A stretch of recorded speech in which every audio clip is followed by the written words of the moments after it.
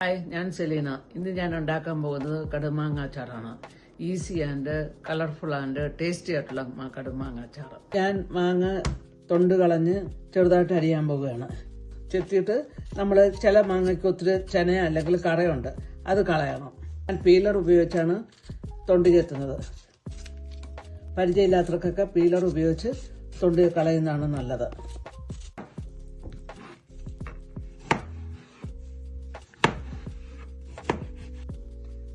മാങ്ങ 300 ഗ്രാം നമ്മൾ അരിഞ്ഞു വെച്ചിട്ടുണ്ട്. ഇനി മാങ്ങ അച്ചാർ ഉണ്ടാക്കാൻ പോവാണ്. അതിനുള്ള ചേരുവകളെല്ലാം ഞാൻ കൃത്യ അളവിൽ അരിഞ്ഞു വെച്ചിട്ടുണ്ട്. പുതിയതായിട്ട് ഉണ്ടാക്കുന്നവർക്ക് ഈസി ആകാൻ വേണ്ടിയിട്ടാണ്.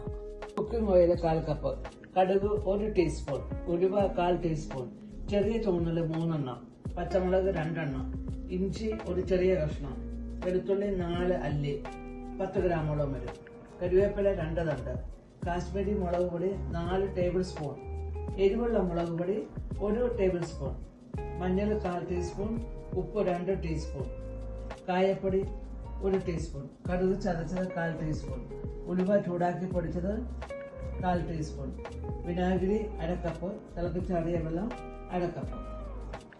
ഞാനിപ്പോൾ അച്ചാറുണ്ടാക്കാൻ വേണ്ടിയിട്ട് സ്റ്റൗവിലൊരു പാത്രം വെച്ചിട്ടുണ്ട്. അത് പാത്രം ചൂടായി. ഞാൻ എണ്ണ ഒഴിക്കാൻ പോവുകയാണ്. നമ്മുടെ എണ്ണ ചൂടായി. ഞാൻ കടുക് ഇടാൻ പോവാണ്. കടുക് പൊട്ടാൻ തുടങ്ങി. നിങ്ങൾ സൗണ്ടൊക്കെ കേൾക്കുന്നുണ്ടല്ലോ. ഞാൻ ഉലുവയും കൂടി ഇട്ടു. ഉള്ളി ഇട്ടേക്കാം.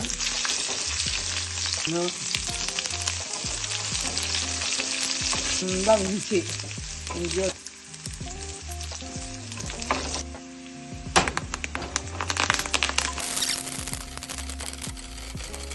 കൂടി തീ കുറച്ച് മുളകിടാം, അല്ലെങ്കിൽ മുളക് വാങ്ങിപ്പോയെങ്കിലോ.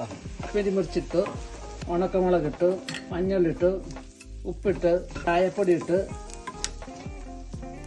കടുക് ചതച്ചത്, ഉലുവ ചൂടാക്കി പൊടിച്ചത്,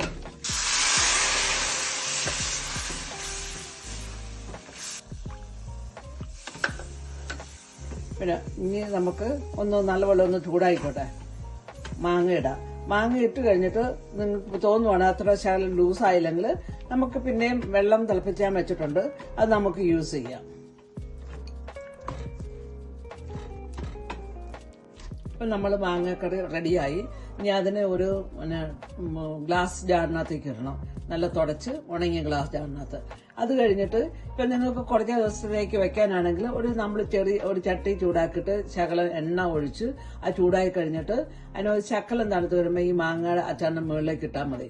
കുറേ ദിവസം പൂപ്പലില്ലാതിരിക്കും. നമ്മുടെ ഇപ്പോൾ അച്ചാർ റെഡിയായിരിക്കുകയാണ്. അതിന് മാങ്ങയുടെ അനുസരിച്ചാണ് വിനാഗിരിയുടെ അളവ് കേട്ടോ. നല്ല പുളിയുള്ള മാങ്ങയാണെങ്കിൽ ശകലം വിനാഗിരി ചേർത്താൽ മതി. പുളി ഇല്ലാത്ത മാങ്ങയ്ക്കാണ് നമ്മൾ അത്രയും വിനാഗിരി ചേർക്കുന്നത്.